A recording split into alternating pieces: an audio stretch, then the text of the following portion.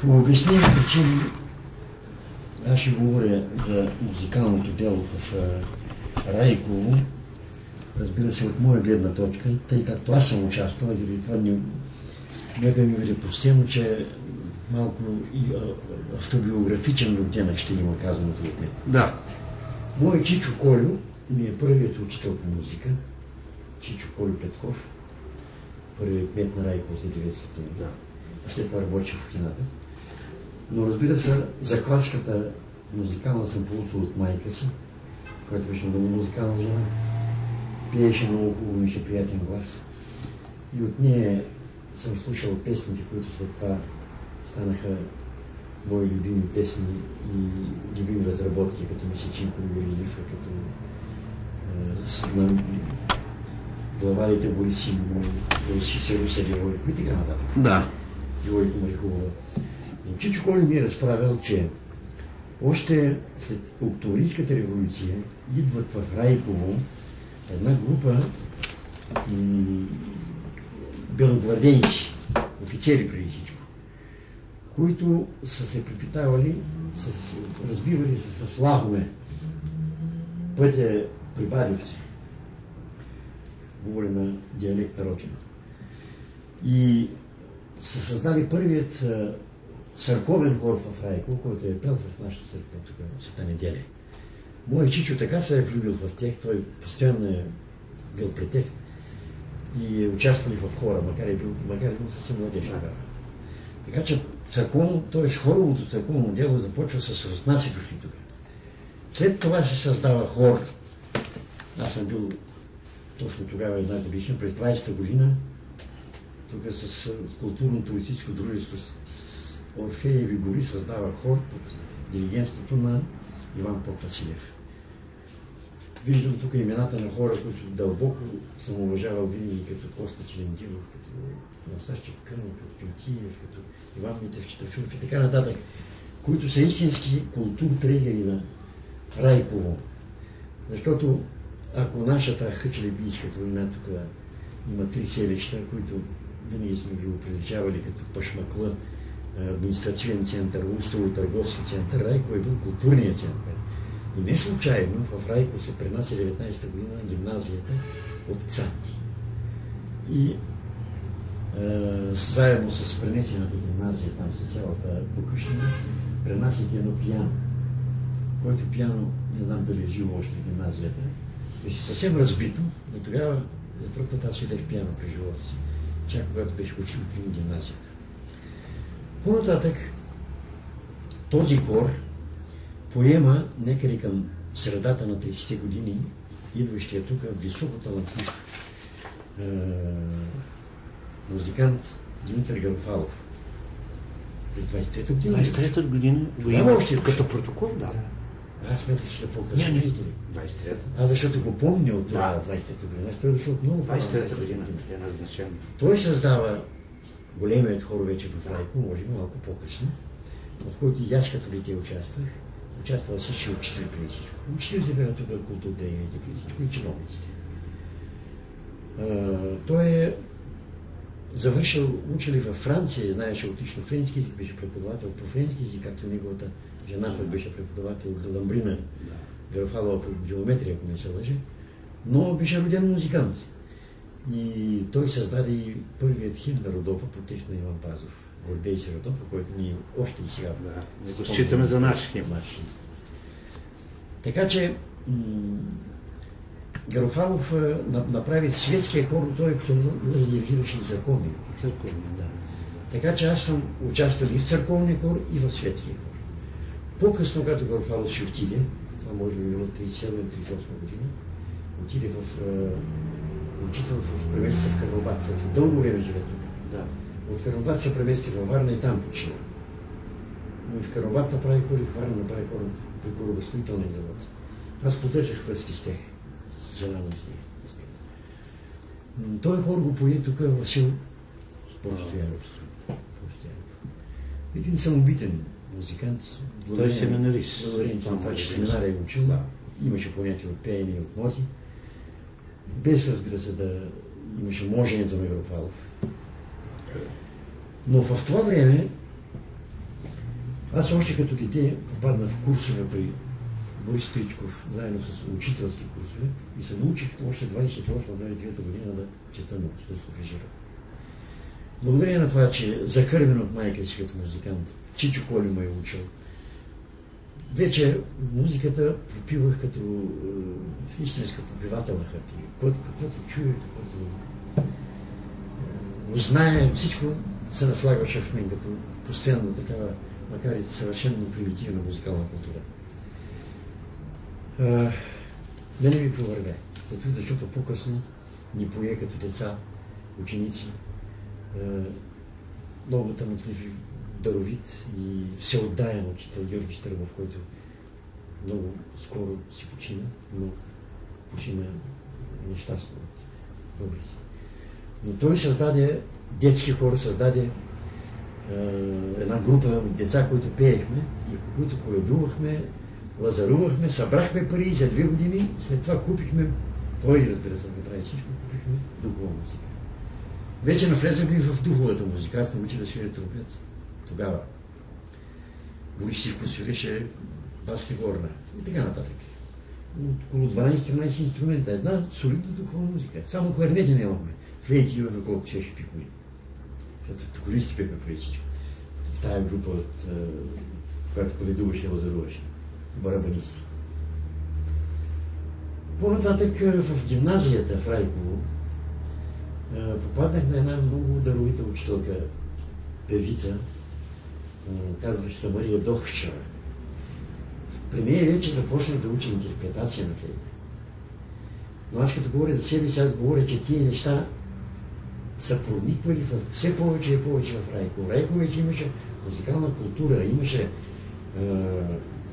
как да кажа, навика да слуша и да търси и театър, театър преди всичко, но вече и оперета, защото Георги Щърбов направи като диригент и първата оперета Малката тигротоподавачка. Аз участвах там и като флейтист в оркестъра и пех пазача в второ действие на сцена. Пак се седах долу. След като закриха 34-та година гимназията в Райково, това звено, като дойде първото 34-та година правителство на Кимонгио, закри много гимназии и ги остави до 4-5 клас, само 2 класа. Аз престоях на година, нямах пари. Създадах първият оркестър в Райково, в който свиреха Райчо Попниколов, Георги Сивков, Райчо китара, Георги Сивков цигулка, Кирчо Кузанов цигулка, Васил Сивков пиколо и тарамбука. Тарамбука направихме и аз свирих на флейта. И оркестрирах и за духови оркестър, и за този оркестър. Какво съм знаел тогава? Смешна история, разбира се. Примитивна история, но оркестрирах това и тогава бележа първите си композиционни опити. Свирихме в един ресторант тук, в Райково, и печелихме, и се печелихме, но все пак бедничко да печелихме нещо. Същата година отидах предприятието да свиря с Васил Попитов. Един, аз би казал, гениален кларнетист. Такъв кларнетист редко може да се случи да се чуе. С един малък оркестър. Той, един на хармоника, един барабан и аз с тех тромпет. Коя година е това? Това е 34-та. През лятото. Ходихме в Девин, там цял месец свирихме в един ресторант. Ходихме по сватби, по кръсми, по мигрени. Събрах пари, това е 35-та всъщност, 35-та година. Събрах пари и отидах в Пловдив. Баща ми можеше да ме издържа, отидах в Пловдив.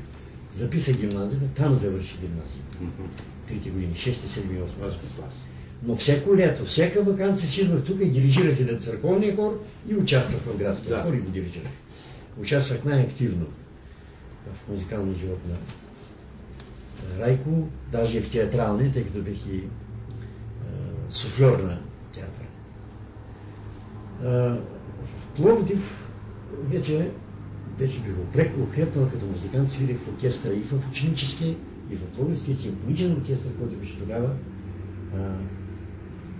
любителски, такъв самодеен оркестър, но самодеен оркестър солиден. От 80-то оркестърът свиреше симфонии, свиреше големи работи. Аз свирих първа флейта, втора флейта свиреше флейтиста на духови оркестър, на военния оркестър. Може да си представите колко съм бил по-добър от него, да бъда в правителството. Оттам завърших отличие в гимназията и благодарение на това, че бях музикант, ми даваха в гимназията безплатно ядене. В стола. пансиона, да. В стола. За това можех да изкарам. Заминах в София, пак всяко лято тук, пак всяко лято с хора.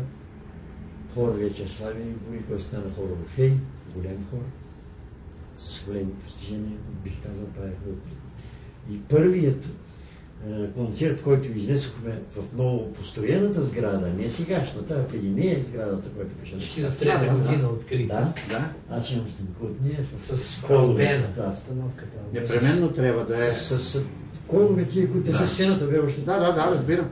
Непременно трябва да имаме и тази имаме. снимка, да я вземем и заедно с това ние ще ви дадем тази снимка, която имаме и тази, първата. Направихме първи концерт там. Открихме читалище, още не е открито официално. В София пак продължих музикалната си работа, макар че записах химия, но се говоря как ще направим, затова записах химия. Дирижирах Родопския хор. В културно-просветното. Да, Родопската дружба тогава. Да. Дирижирах Македонския хор, там беше Венко Марковски и другите. Съм прогресивни. Да. Дирижирах хор Менза академик, която беше легална проява на Ремса. Не върви много сега, да се сарите няма какво да го слушат, но това остава за нас, не за тях. Да. Завърших химия, отидах войник в драма. Драма ли беше? Драма беше. След Да. 39-та година. 42 година. 42 година, след събитията за аз. Да. Там, слава Богу, не съм участвал в тия. Там мърсници стлаха, избиха 3000 души. Фашист е бил ни фашист. Казва, че не е имал фашизъм. Винаги си. И там пак направих хор от войници. Правих хор от войници от 160 души. Правих концерти с Шевец в драма в Кавала. И има много интересен, после ще го покажа, свършим. Много интересна програма. Оттам ме пратиха в Шезело в София, макар че бях неблагонадежден, но му препоръча командира на пол на дружина. В Шезело направих пак хор. Пак най-добрата дружина, пак най-добрият хор, пак концерти. И след 9 септември върнах се пак в драма, но след това, след 9 септември се върнах в София и направих първият офицерски хор. Офицерски хор от такива офицери запас. Още с пагони, но запас. Декависти, не. Да, декависти. Не офицери такива. От военното училище. Това беше при дивизията на Славчо Трински. 3-4 месеца там работих и се вържах в Райко. Направих в Райко, женихме се с 46-та година за сиране, направих оперета. Учител по химия беше тук. По химия, но направих Оляна. Да, тогава 36-та година. И благодарение на това, че жена ми каза, че тя ще ти помагам, отивай, аз ще ме издържам. Отидах, записах музика, вече там, дето ми беше сърцето. Но не става ми за тя да ме издържа, защото аз веднага влезах в ансамбъла на МВР. И в този ансамбъл можем да го издържаме ние и себе си, доведа и ние там. 6 години в ансамбъл на МВР, след това в Москва аспирант, след това директор на операта и така нататък, дълга историята. Важното беше да се върнем към Райково. Сега тази снимка от коя година ще е пред това положение? Тази снимка трябва да бъде 41-а или 40-та година. 40-та и 41-та, Не помня. Тогава... Може да е 42-та, защото... Тогава оная, която е сниман, аз съм писал 36. Не, тогава другата, която е... която преди малко гледахме с вестника. Вестника тя е преди това. Преди това. Преди това, защото там Васил Попстен дирижира. Да. Преди мене. Тя може би 40-та година. 40-та. Може би. Може би аз съм бил студент тогава. Да. И тук съм студент, това е или 41-та, или 42-та година. Да. Да. Не е 36-та. Не е 36-та. А онова ще да е тогава... 40-та. 40-та. Да, преди това е. Добре, след Поп Стоянов поемате вие хора. Да. Личи от тук, Точно. от снимката личи. Точно. А след това, Когато аз отсъствам, Коста Буков го поема. Коста Буков. Коста Буков. И представи си, моля, след това и още двама са ме замествали. Един е Коста Озунов, другите Анастас Буков. Анастас Буков Доктор. заместил Да, доктор. той ме замести. Сериозно? Той е Аз съм го изпуснал тогава като Да. диригент. Като заместник диригент. Ясно. Но Коста Озунов и той. Да. Коста Буков беше, разбира се, цигулар. Да, той е цигулар бил. Да. Аз намерих един документ от 23-та година Спри го сега, няма. в това, нека да е такова. Може Да, няма значение. където за първи път се изпява Гордей се Родопа в старата църква в Долно Райко, театър. Тях тогава е създадена. Да, 23-та година за първи път Той е на се утро. изпява Има. на утро в Патриаршийската църква в Долно Райко. Това аз не знам да ти кажа. Имаше като театър. Аз съм 4 годишен. Да. Но си помня тая стара църква, като вече паднал покрива. Това е 31-та година. Коя година Гръм казваш? някакъв пада и след това 31-та пада покрива и оттам вече изоставя.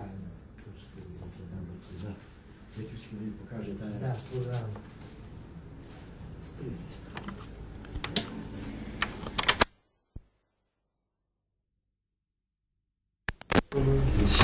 Там някъде. 37-ма идва. 37 година. Знаеш, 38 година. Да, 38-ма. Наймичка. Наймичка. Аба, това изцяло твое такова е. Не, там има само една песен моя. Да. То друго А нямаше. кой свири в оркестъра тогава? Дали аз се свиря с лейка и пиано, не мога да кажа. Тогава съм свирил. Наймичка месец Пееше. октомври 38 година. Пееше. 38 година месец октомври наймичка. Там има... Коста Буков е играл Трохим. Да. Даже мога да ги... Йордана Костова. Да.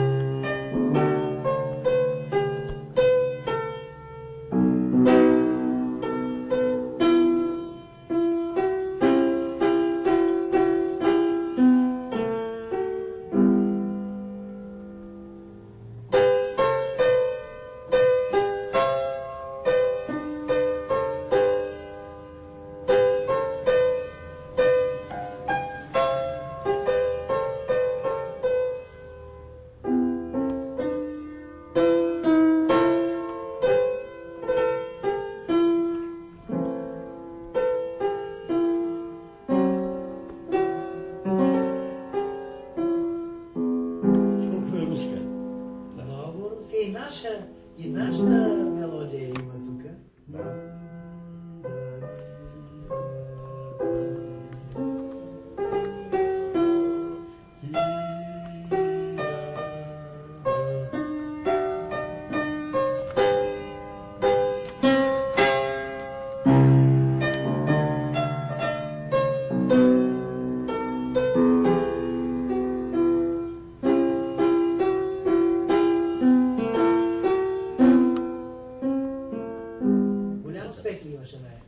Имаше много.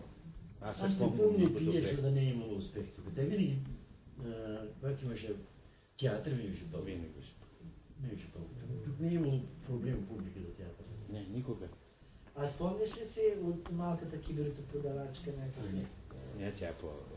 Тя е отишла то Само друго, от- дете. Виж, изпуснахме ние Ангел, бай Ангел Итин от очи. Той ги пееше от малката киберитопродавачка. Не, тя ги знае тази. Нора Гатева. Ние, Нора Гатева ще ги спее по-вярно, защото ще ги слушаш чрез второ лице. Аз Но- пех само една малка ария на Ние- казача. Да. Аз свирих в оркестър. затова. Ние и до сега не си пееме тази. Знаят масово от твоята оперета. Голяма ли? Голяма. Да, И да. сега. Дай на този, на бай Коля Петков. Биеше ми жената. Биеше ме жената, биеше и риташе. Тъй поне това. И удариха, помниш ли? Да. 46-та година, месец юли, Уляна. В нея са участвали Никола Петков, Робов Ангел, Георги Казалиев, Райчо Челенгиров, Георги Граматиков и други има участници, аз съм ги записал. Ще ги записал главната героиня, Мария. Смилен беше баща и Да.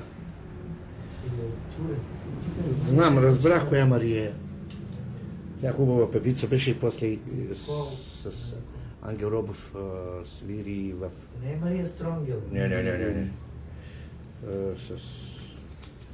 И Радка Тиганева участва. Радка Тиганева, да. Тя беше главна героиня, пък беше партньорка на Бати Колев. Аз ще взема това, което обеща ми да ми върне либрето, този председател на читалището. А ти знаеш ли къде се намира? Да го.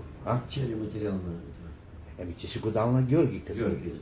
Георги Казалиев го дава горе. Той ми вика, аз го дада срещу 300 лева, трябва ми пари. Нищо. Добре, викам, добре бе, и му викам аз на оня, дай да го имаме, ако трябва да го на ксерос да го изкараме, държи си оригинала, но ние да го имаме в архива на читалището. Иначе не е... Там при това аз имам една част написана от мен. Видиш ли? В оркестрова част написана като интервюер моя е. Да. От първите ми неща, които съм писал. Как се казва, ще Мария, бе, аз Макрелова, бе. Да. Макрелски род. Тя в София сега? Или Не ми беше до много време, дали в София не бъде. Мария Макрелова беше главната героиня. Да. Тя вече не изневерява. Не може това нещо. Мария Макрелова, главната героиня. Да, не изневерява. Ничего не поделаешь. Да ви не понякога.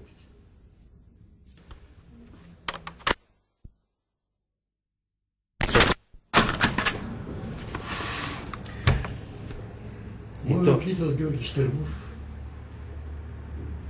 се е запечатал в моето съзнание като една от най-светлите личности, които съм срещал в живота си. Георги Щърбов. Георги Щърбов. Светъл. Той кога почина? 32 или 34-та, след Коста Челенгиров. Коста Челенгиров. 33-та. 32-та, 3-та, 34-та изглежда. 34-та, доколкото. Един високо морално етичен човек. Аз не бих посочил нито една отрицателна черта от неговия характер. Човек, който обича децата, не може да бъде лош. Да. А той обичаше децата, обичаше на нас. Той изцяло даде себе си на нас.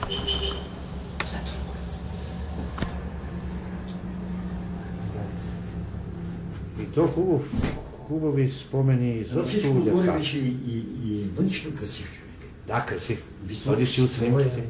Да. Биш овчар. Затова каза, че... Биш овчар? Да, каза, че овчарувал. Затова беше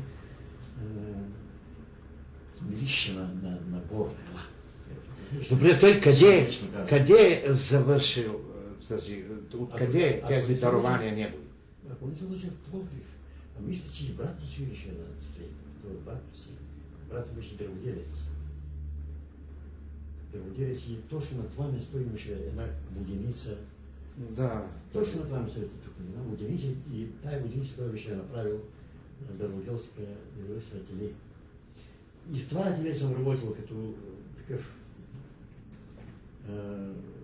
политушчик. Да. През лятото. През лятото винаги съм работил някъде. Но да Георги Щърбов беше...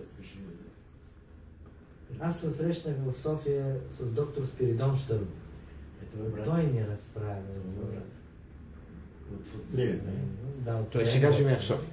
На 92 години, глух човека, но разговаряхме с другия брат, запис. дърводелец се казваш Димитър Щърбов. Димитър. Той ми даде много снимки, бай Спиридон. Аз му към бай, той доктор. Много снимки от Райко, да ги преснем. Но действително, който и да питаме за Георги Щърбов, все така разправя.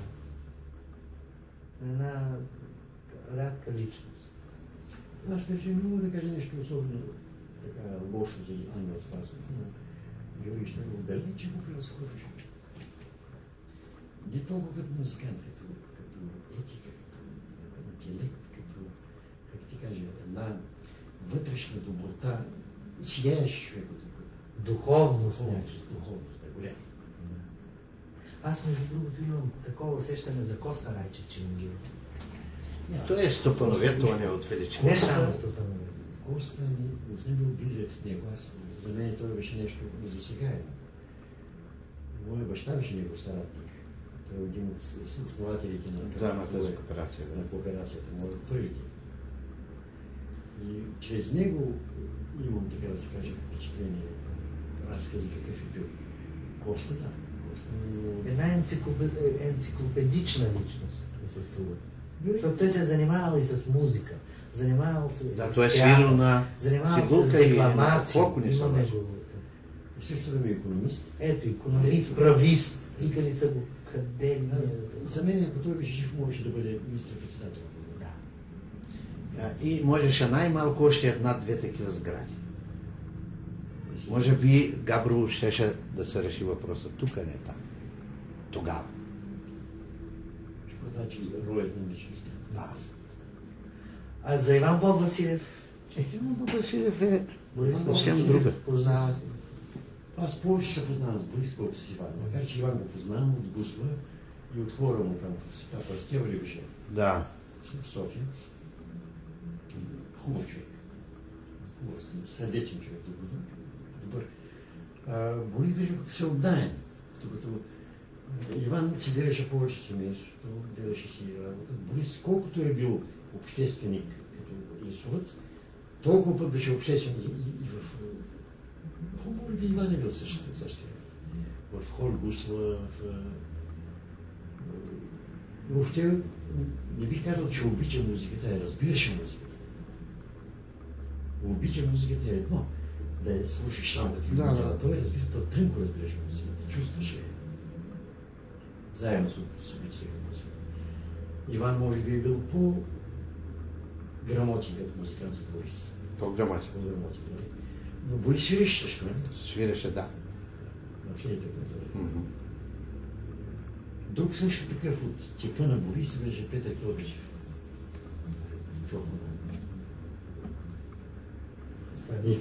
Какви хора ще ме гледа? Петър Кьодичев имаше собствена флейта, той също свири на флейта.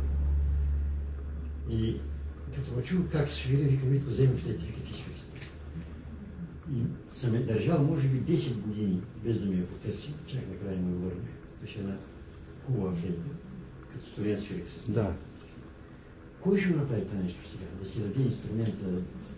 Да свириш.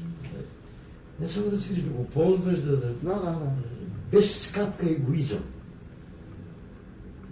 А за Стрезо ли е да кажеш? Стрезо, вижди, двамата бяха много учители. Стрезо бяха много строги. Много строги. А като актьори, помниш ли ги да сте? Знам, че и тя играеше, и той играеше, но актьори не помня. Но като учили ги повече бяха много строги. настоятелно строги. А като артисти, кои помниш, кои знаеш в Райко, като така любители? Аз помня има жена Метафора. Тя беше много добра певица. Мотафова. В програмите има соло Мотафова. Те соло. Мисля, че и тя беше. Но едно самородно дарование, което си отиде, то тя е жива още лева. Не знам колко сте използвали. Беше Веса, аптеката, тая са хушерката. Не можа. Ако искаме, тя не помни нищо. Аз исках, но... Не помня. Тя след удара, край. Нямаш представа какъв Борислав Кушиш какво направите тогава. Не помня кой бяхме. Нещастна фамилия беше. Нещо са фамилия. Ти те да го имаш записано. Да, има го, да. Роден такъв хуморист.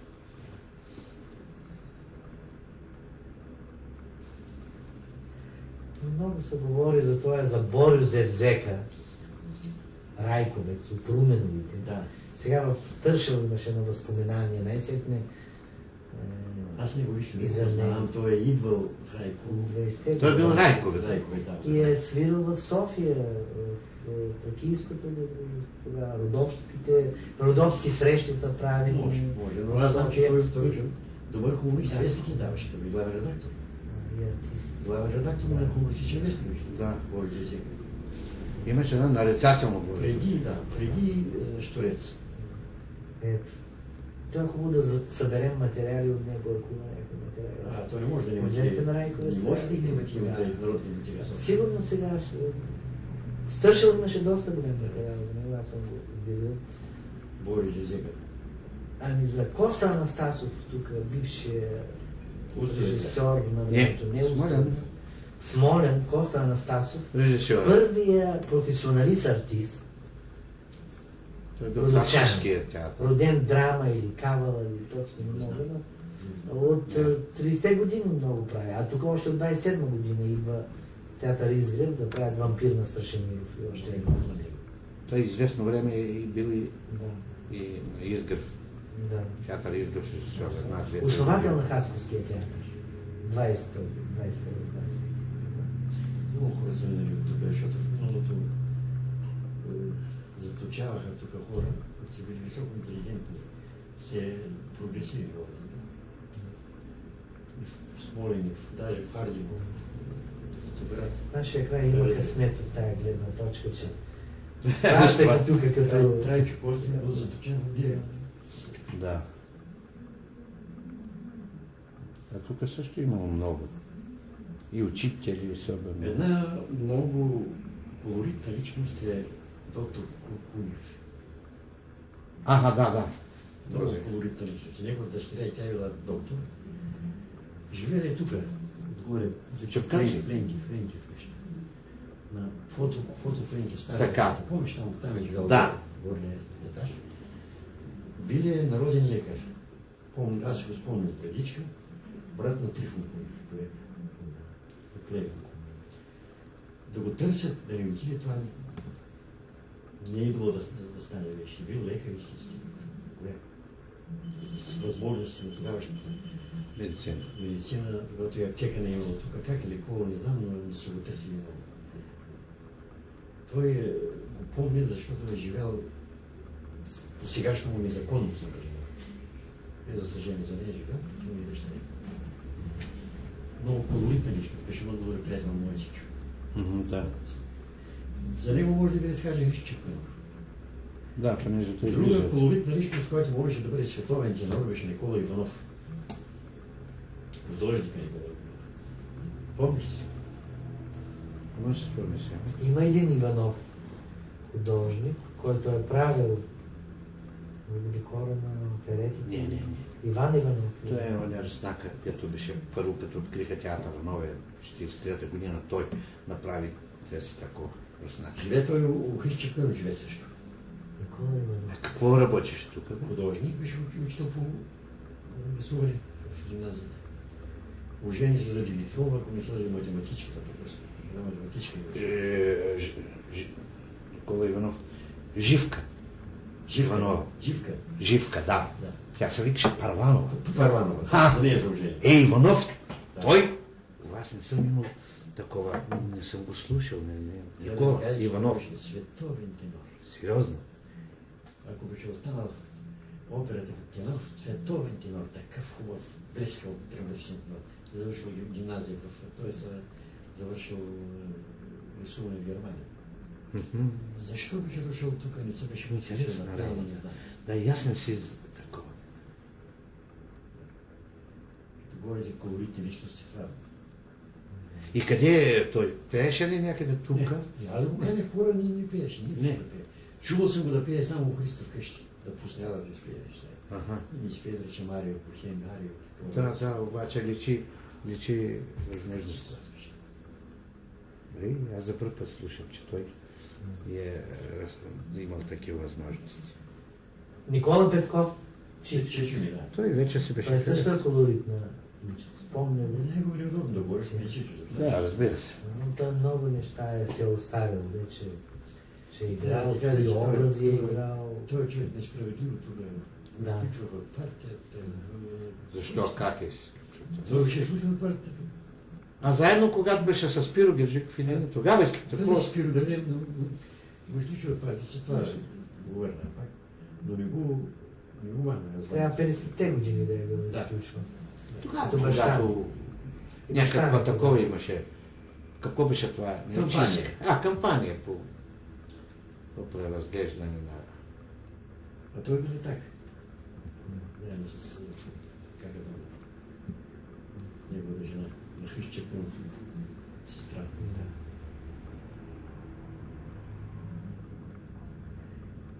Той, разбира се, не можеше да стане оперен певец, но Богу може да бъде един хорист в опера.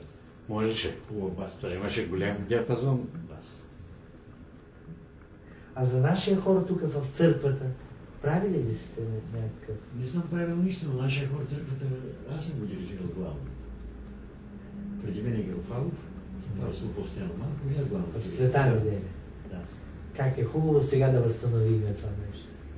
Колко народ ще... Няма възможности сега по него. Ако Митко се хвали, Митко може. много е навит. Може, Страшно може. е навит Митко Ройче. Те от тия телевизия, това Това са си от това. 80% са от Са църковни. такива, да. Те преливат и в светски, и в църковни. То просто не се делят, не може да се раздели. Жена ми също много е навита. Тонка, нали, пя една ваша песен, там, политическа любов, тя е била, има алба. Абе, на партитурите на читалищния хор. Да. След Борис Потърданов и не мога да ги намеря, не мога да ги. А какви хубави имаше македонски разработки на Добър Христов, какви работи. Не мога да се простя къде не съм ровил да ги открия. Само единствена надежда сега, тя Лиляна Букикова, няма ги приборката, че чакам да дойде син му и снаха му, да още един път, поне последно, там да ги открия. Много съм впечатлен от тези партитури. 50% от Тях са от тебе. са написани с моята ръка. Точно това е. Аз приписах за целия хор да присъщи му. А защо нямаше главна партитура? Спомням си, че нямаше. Само на партиите. Аз имах. Аз имах за мен партитура. Тя си го моя. Аз не съм я давал нея. А как бихме могли да я просто снимаме на ксерокс? Няма да ти я вземе. Той ще покаже. Няма да я штракнем на машинката? Не би ще стракнеш да по-добре на такова. На какво? На фото. Не, на онма излиза по-хубаво, по-ясно е, ползваш. Това като ти го изкарваме, е така. Да. Е така, както е. Ти не знам, ти не можеш да не е, това всичко е Имам. дадено на ксерокс. Веднага ти го готово. Трябва да го имаме това нещо.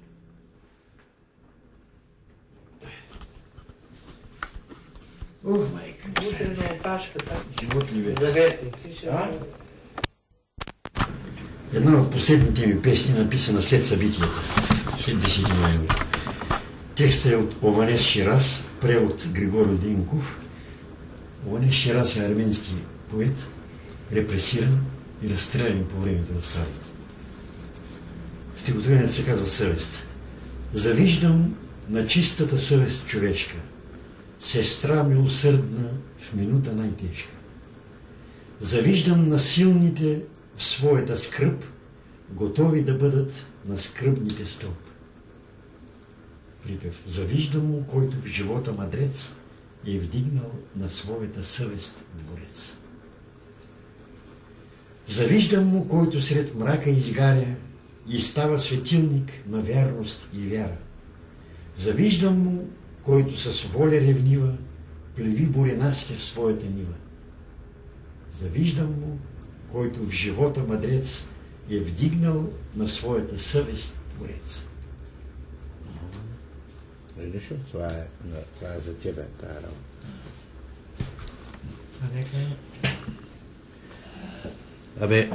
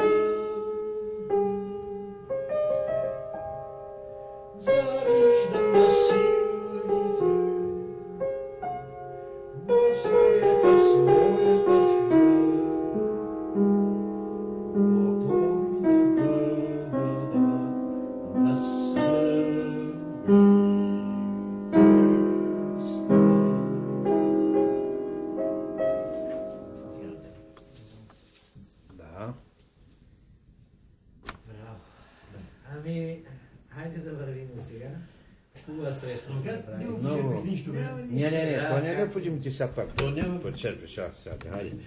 Да има Моля ти да почерпиш, жената ти даже по една бомбон хапна, ме ще учи. Сега това не е ли почерпка? Сега, колко години навърши ти сега или на есен ще навършиш? На 4 май навърших 71. Браво. 19 година. Май месец. Вървят си годините.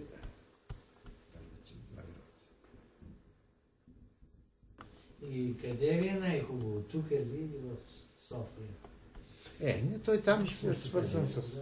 Истина ми е най-хубаво тук. На върховата. Сега се чувствам като в безлюден остров. Няма ги моите приятели живи. Повечето ще отидоха. Оголя фронта, беше се вичах си. Ние с жена ми ходихме почти всяка вечер ту на едното на друго. Това сме такива въздушни много. Сега хората са се свили в чувствите си. Не става дума да те кани, да те черпи, да те гощава. Става дума за топла приказка, за доза маска на обед. Но ги няма хората вече. И то ги няма у нея хора. Не, които пише моята среда. Не само, топлите хора. Сега малко са промени. Ничето, не знаеш, що ти Да. Много хубаво. Зорка Карашева си отиде също чудесна приятелка на жена ми. Да. Един Наско Ничовски се залежава, че не става. Ти ходи ли? Гледа ли? Завчера ходи. Как е? Аз понеже искам да идвам. Има дух, разбираш. Ти може да говориш, се засмява се даже, но изкарва ли е така доста силна депресия. 3 месеца или много зле. Сега се посъвзел, но не става. Не става. Остана ми приятел от ние години Райчо, който пък съвсем се... Депресия голяма и той. Депресия страшна. Искам да го такова, не може това. Само за Мичка говори, Да. само за Мичка. Мисля се гробище си гледаше, вече да той. Митко не е, макар че е музикант, не е пора. Да, не е. Своята дъщеря. Единствено ми остава нас капитан. От на време, не е така. Ангел роби рече ни да насам, защото получи удар. Да. Го изтрагато да настане, как. Толкова дойде, може би, височината ще му се отрази. Едва ли, но няма. Те само каза, знае, че сестра му починала. Са ли му каза? Само каза да се го става. И до сега нищо не Вече знае. години толкова мина. Тук сега в момента се намира Климент Тровев. Да, аз ще ходя по него. Среща долу. Как от среща? Тук ви. Тази сграда при сестра му живее. Да. Той ми исках там някой от театъра, някой На такова. първия етаж? Да. Зад може да кажа. Аз ще го намеря него и ще отидем там. Той може да разкаже някои неща, защото той също е... Да. Не, по театъра и макар и други спомени някои, които може да е такова. Не, той ни разправя как е помогнал да се изгради тази новата част. На търговски обект. На тази сграда. Как останалите пари искали да не ги разпределят, защото тая кооперация е районна и трябвало да ги разделят по населени места, ли как. Тогава 42 000 лева, 42 милиона, не е пари. Това как е помогнал да дадат такова и Кобат е бил секретар на това заседание и той така измъщри протокол и у нея са подписали, аз не се оказало, че те са дали парите и му ги знаете, че това читалище, ние разбира се, мои признан, да, но като заместник министр 200 000 лева да се довърши. Да, ние много пъти не можехме при тези, Коста Луков. Нямаше оркестрирано долу. Като тук се фана за главата, вижте, люди бе, правят такова читалище. Ще се присъски стрим. Та допълнително го скрепиха. Даже Софийския толкова в тази оркестриране участва. Аз съм чел една книжка от тебе. Ти си написал една книжка и за Райко, дето... Къде се имаш? Не, иска да кажеш моята монография. Да. Нямаме тук, но